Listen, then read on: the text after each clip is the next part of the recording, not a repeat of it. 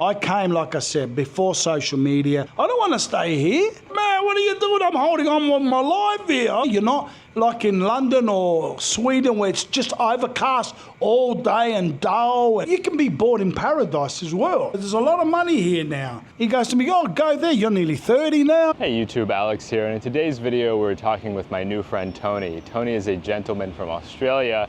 He has a 25-year history here in the Philippines, traveling back and forth. He's got a fascinating perspective. I think that it's very nuanced. Without further ado, let's get into it. Tony, once again, thanks so much. You've been so generous with your time today. I learned so much from your experiences. You've talked about your base being Bacolod. Could you share more about your experiences in Bacolod? What made you pick there? When I first came here in '99, I used to stay in Manila. You know, I did a little bit of the odd island when I first got married. But Bacolod was like the best. You know, it was an island where my wife came from, and that's why I went there. It's the island called Negros Occidental, part of that place. And it was the best sized city. Hotels are cheap. Everything was cheap, especially in those days. It's a best sized city. It's not big and it's not small. So you don't have the small town where you get bored after, a few nights sitting there. You've got all the good things, the big malls, the big SM, big Ayala, big Robinson. It's a nice, it's pretty good. It's Iloilo is the other advantage is you can just hop on a ferry, 1 hour and 10 minutes, you're into another big city called Iloilo. And up there, and that's called the island of Panay. Iloilo is the capital city. And for all you newbies, if you want to relax in a place, get away from the big cities, you go to Rojas City, which is northern Panay. And they call it the seafood capital of the Philippines. I don't know why, but it's a beautiful place. It's the size of Dumaguete, but it's not overrun by foreigners. So you can really have your, that top without bumping into 20 foreigners every 10 meters you walk, like Dumaguete is right here. That's why I rarely go to Dumaguete. This is my second time in 25 years going to the Philippines, because why would you want to, unless you're an old expat and you want to hang around and you want to retire, you want to hang around with the other retirees or Americans. But most of the Philippines, most foreigners, they don't want to. They don't want to meet the locals and hang around with the locals, meet a girlfriend or whatever, a wife, and do that type of thing. Get away from where you normally come from, That's super helpful. I think it's so important for people that want to get what I call immersion. Here in Dumaguete, it's not a fully immersive experience. You've got so many foreigners here. Yeah. It's wonderful in many ways. I love Dumaguete, but you're not going to get the same sense that you would here that you would in a Bacolod or you would in a Cagayan de Oro. So yeah, very helpful. Did you experience any culture shock when you first arrived here? You mean back in 1999?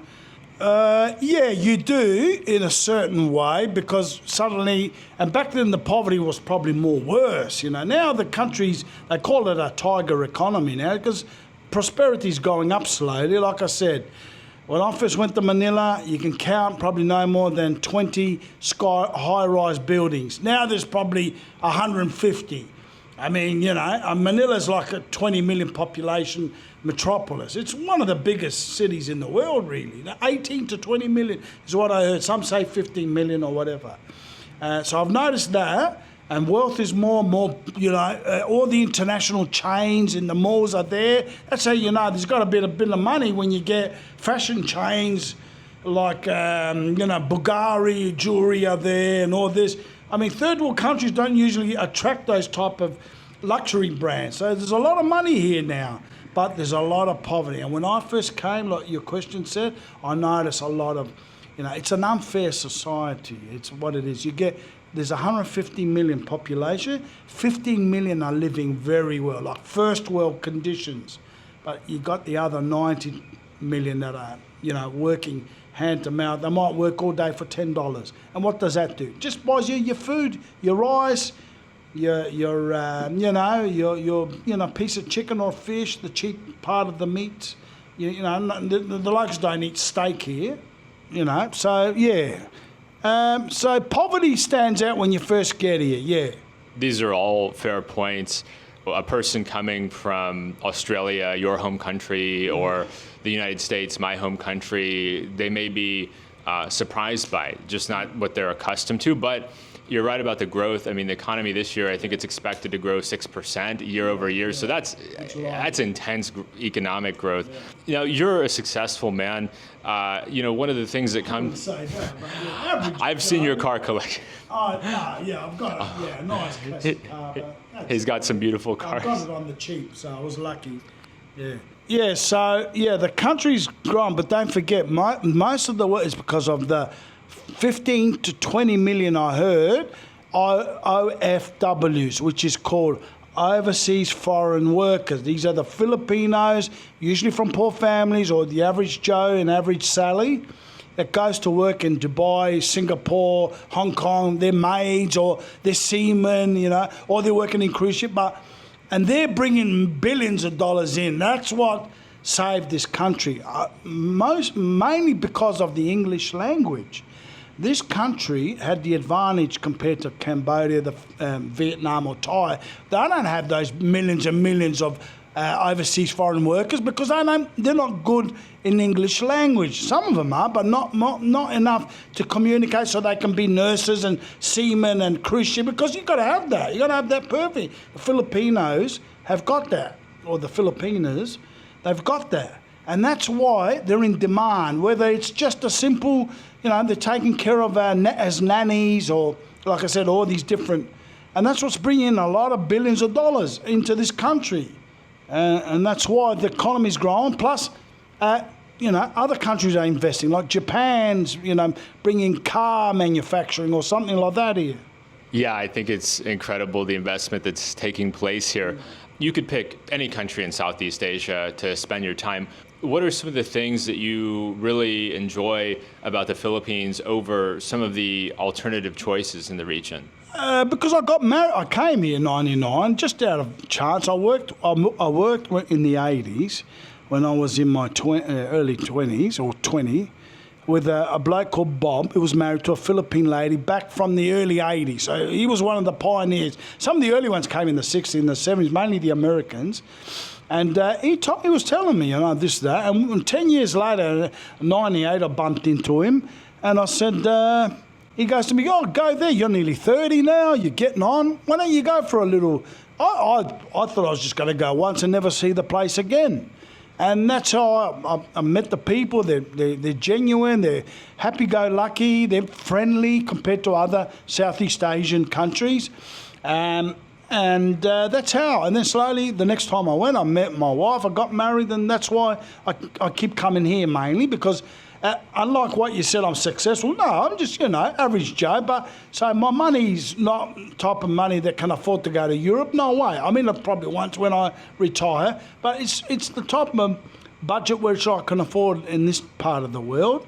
You know, where you can stay a month, cheap hotels, $20 a day at the most if I want. I mean, they've got expensive hotels as well, but I don't go to those. I just like a clean room with an aircon, a clean shower, and that's it. And you can get them from $15 to $20, depends. Especially in what we call island cities, not the main city in Manila. You need at least $50 a day for that. I stay at places that are $18 a day. You know, some people talk about the increased costs here, and certainly they are going up, but I think it still maintains being a budget-friendly destination for a lot of people. I know we're getting closer to dinner time, and you mentioned the cuisine in Rojas. What are some of the dishes that you've particularly enjoyed here in the Philippines? Yeah, as a lot of people would know watching this,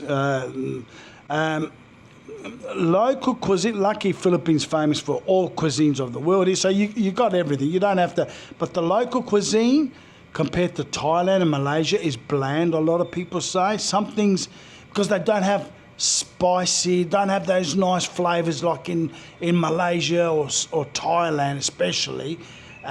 Philippine cuisine's a bit bland, like the lumpia, the same thing, the pancit.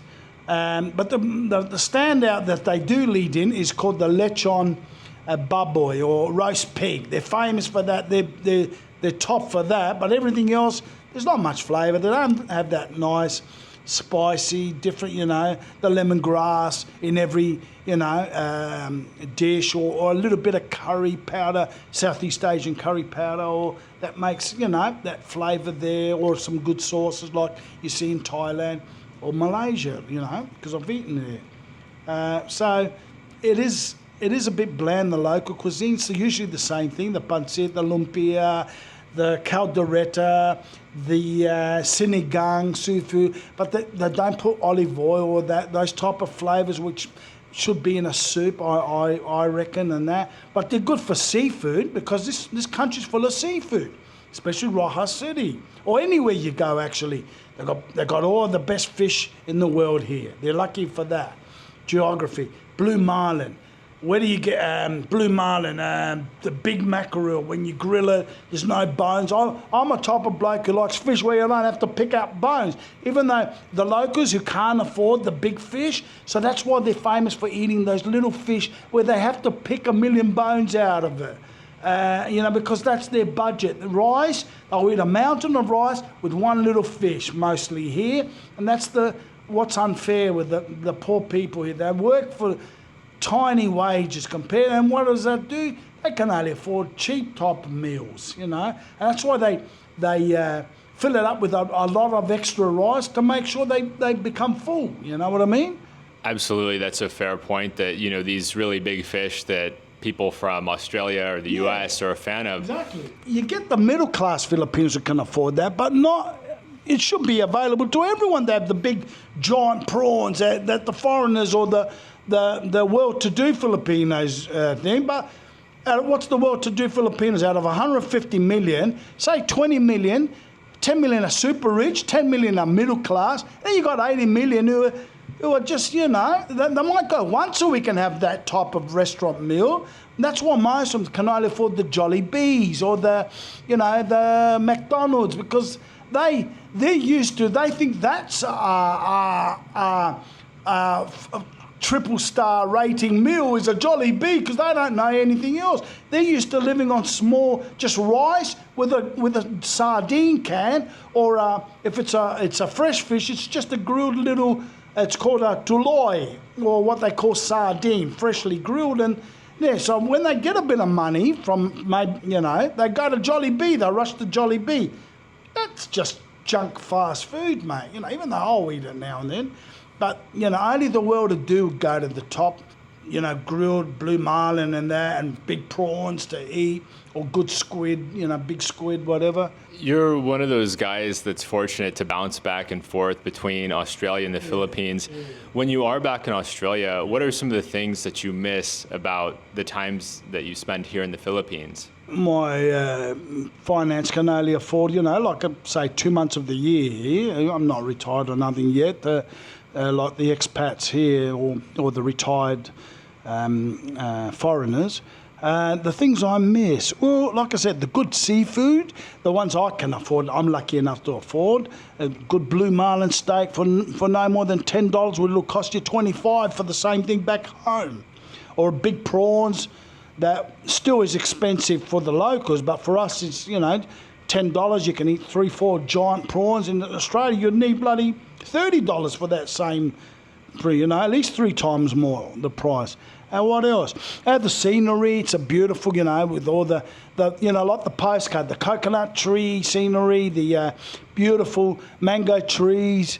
You miss that, and you miss how people with very little are happy. They've got a good lesson to teach the rest of the world. These people smile, and you think, what the hell are they smiling for? They're working 10 hours a day, and what do? And just to have a feed. But they're all happy-go-lucky people, I suppose, and that's what I miss. And just you get out of the normal mundane thing. I suppose if you live here full time, like some foreigners, this will be mundane. The heat gets to you, it wears you down. So probably it's. When people get bored, it's not because you can be bored in paradise as well. It's just what you see every day. Yeah, if you see us as foreigners, when we go to a resort, right? Let's say in the background, the back of it, you see the locals, how they live in their bamboo huts, and you think, oh, look how low, they've got the water's only 10 metres away, they're swimming in there every day, they're living amongst the beautiful trees, there's mango, there's fruit. But you know what? If you've got that every day, that'll bore you to death, mate. I mean, I've sort of experienced it like that. So it's wherever you are long term is where it bores. So, but it's good to sometimes go back to a first world country where, you know, where you can really unwind. It's, you know, you wouldn't want to have too much paradise. It gets boring. It does. I don't know how some people who live here full time in Dumagetti do it. You can live somewhere close to the beach, but if you see that same, it's good if you go to different countries and different beaches. All right, that's a different kettle of fish. But if you're in the same locality and you can have beautiful coconut trees next to you, you got the beach. But if you see that every day for like 2-3 years or 5 years, you get sick of it, wouldn't you? You know, yeah. And that's why the locals, they want to get out of here. When we say, oh man, you live next to paradise, you got the beer. Oh no, I want to go live in America. I want to go live in Australia. I want to go live in Canada. I want to go live in Germany. I don't want to stay here. And you think, why? You scratch your head, why? Look at that, you got fruits here, you got durian, you got all these beautiful fruits, beautiful fish to eat. You got the beach here, you got nice sunny weather. You're not like in London or Sweden where it's just overcast all day and dull and depressing and all that. But no, they want to go there and live there, the Filipinos. They want to see snow. They got this thing about, I want to go somewhere to see snow. See, for them, it's all relative. What is fantastic to you and me who come from different places is boring to them, and same for us. It's boring to us to be living where we come from, but they want to live there. You know, the Filipinos want to see snow, but if they live there, if they did a year, they'll get bored. I think that's a great point. And on that note, I do want to ask you, foreigners, you know, they get 2 weeks off of work a year, maybe 4 weeks in Australia. Yeah. If there's one holiday that a foreigner could come here to the Philippines to enjoy, which holiday would you recommend a foreigner to come here to experience? Best time of the year, if you want to come, if you avoid the hot heat and the where, you know, where it is, January and February is what they call, the locals and everyone knows it, the cool months. There's no such thing as winter here, so there's no very cold weather where you can relax and you're not going to sweat if you walk out for half an hour. But they call it January and February is the cool months. It's cool. Night time you won't even need an aircon. But the rest of the year, you're talking 35 degrees to 38. In America, what they call it, 100 Celsius is what we'd call 35 in Australian or British terms, degrees.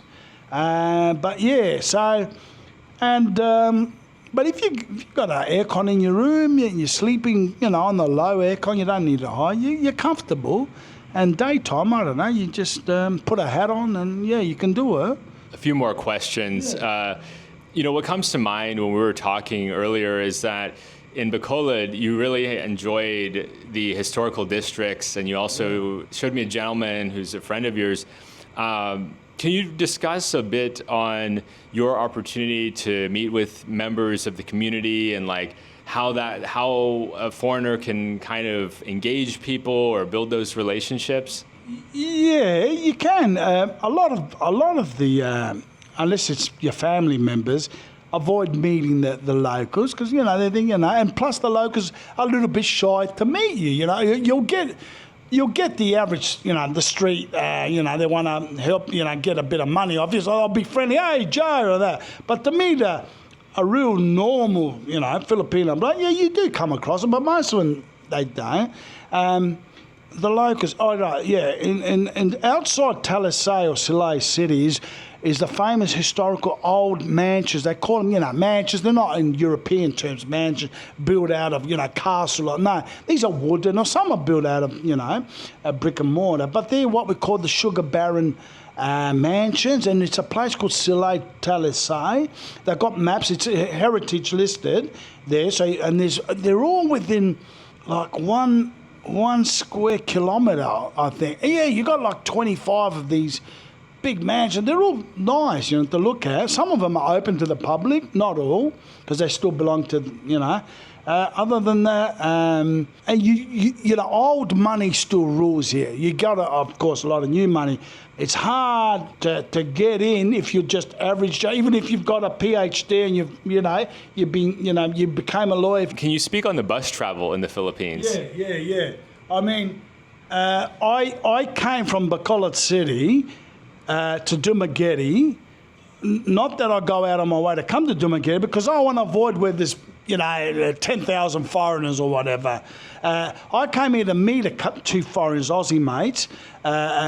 One was called Big Ron, he's from Australia, and Ray, and one Frenchman that I know, and he used to be in Bacolod, but he's come here. So I just to change my scenery, I got a beautiful bus ride. So it's a 5 to 6 hour ride. I know it's a bit long from there, but you cross. It's worth the scenery. You cross over nice, towns, small towns where it's still on the side of the road. The water buffaloes walking with kids running and happy, and bamboo huts to nice houses with 4-wheel drive Raptors inside. Then you get the highlight. Climbing up the mountain and then coming down the other side to enter where the lowlands are, where Dumaguete is on the coast. You got to pass places like Kabunkalan, Mabine. Once you get over the other side of the mountain, then there's a Bais, a coastal town called Bais. That's beautiful there. And then you slowly get closer to Dumaguete. And it's worth the bus ride. You enjoy that just as much. Just keep your eyes open, look out of the window and enjoy the ride. If you get modern aircon buses, they're comfortable. The seat goes back, pretty good, even more so than an aeroplane seat. You can really lie it down. And you just enjoy the ride. Sometimes it could be a bit hairy because the bus drivers are a bit like cowboys. The Filipino bus drivers, they want to overtake anything they see. And it's like, man, what are you doing? I'm holding on with my life here. I don't mind getting into town an hour late. I want to be alive when I get there. They love to, speed and whatever. Not all. I'm generalising, But yeah, that's funny, mate. But they're pretty good drivers. Filipinos, I noticed back in 1999, for the amount, especially in Manila, the amount of cars and, everything on the road, motorbikes, buses, you hardly see an accident compared to the first where I come from. We don't have a population like that. And still every day there's 2-3 accidents, pranks, and with all the space in between. How the hell do you find, because it's stupid drivers. In the Philippines, they're scared to hit another car because for them, most people don't have insurance and it means big trouble with their life. So what they make sure they don't hit each other. And when it does happen, very rarely, in 25 years, I've only seen one accident. And when it does happen, it's on. They come out with, one bloke come out with a steel rod, chasing the other bloke. The other bloke, if he's well-to-do, he's usually got a pistol in his handbag. So it can be, pretty hairy. But they're on the whole, they're very good drivers. Everyone, taxi drivers, bus drivers, they know they can become like spaghetti. They don't follow lanes on roads. Even sometimes it doesn't happen now, but before they used to, red lights meant nothing. They'll just go right through it. Say, oh yeah, it's all right. I didn't see anyone on that side. So it's a red light, but that's all right. Well, she's right, mate. Yeah. So overall, they're very good drivers. That's a wonderful compliment. Oh, no. It's wonderful. Sorry about the rant. Speaking of adventure, what are some of the adventurous activities or sports that you've tried here that maybe you wouldn't try back in Australia or are less accessible? I did that, what do you call that, zip lining. I did one where it was near San Carlos. A big long one, and right in the middle of it, and it went on for like 10 minutes, or not 10 minutes, I might be exaggerating, at least for 5. Now, 5 minutes in a zip line is a long time when you're counting it. It might not seem like, and in the middle was like, I kid you not, probably 100 metre drop. All you see is forest.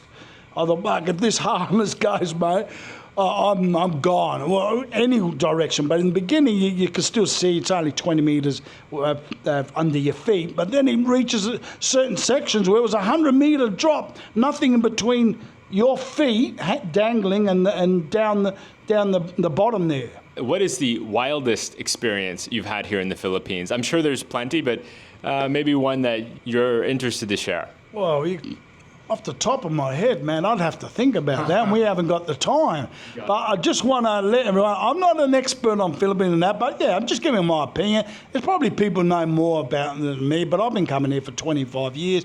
I came, like I said, before social media. Facebook was invented, I think, 2004-05.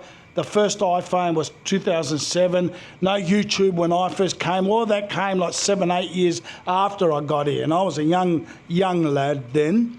The first thing, well, off the top of my head, Alex, I'd have to think about that, and we haven't got the time. But overall, the people are good.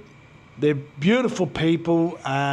You know, of course, you get one or two idiots that'll spoil you, you know, but you hardly bump into them. You just, if you're respectful to them, you'll be right. Even if someone's annoying you, he's following you, he wants to sell you, you know, a trinket or, you know, a leather belt, don't swear at them or nothing, or give them fingers or that respect. Just, you know what I've learned? Yeah, is I learned that from the other pioneers, the Aussies that came in the 80s and the 70s.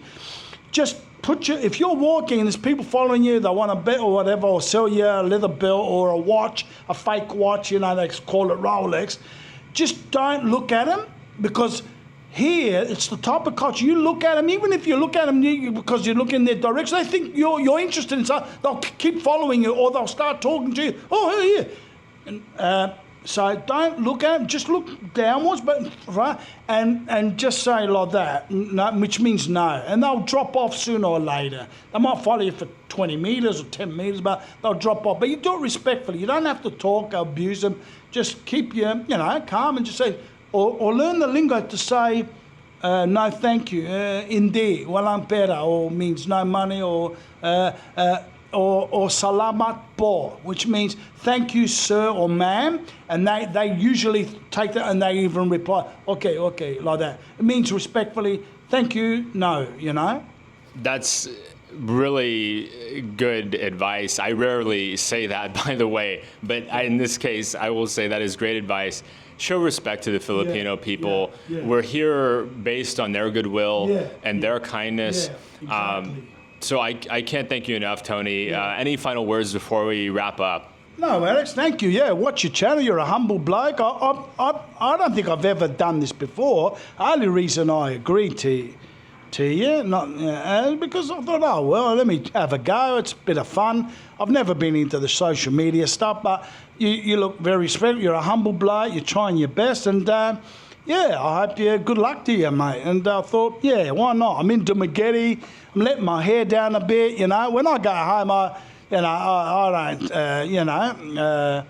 don't, watch too many of these channels, but I will watch yours, yeah, and one or two others that are now and then. But yeah, no, watch his channel. He's got some good stuff, and he's only starting out, aren't you? Thanks so much, and we'll call it there. Yeah, really. Call it a day. If you haven't already. I just want to protect my privacy. If anyone's asking why I got the sunglasses, yeah, like I said, you know, it's my choice, but yeah. Absolutely, totally respect that, and thank you so much again, Tony. I hope everyone has a wonderful week ahead, and we'll talk to you soon.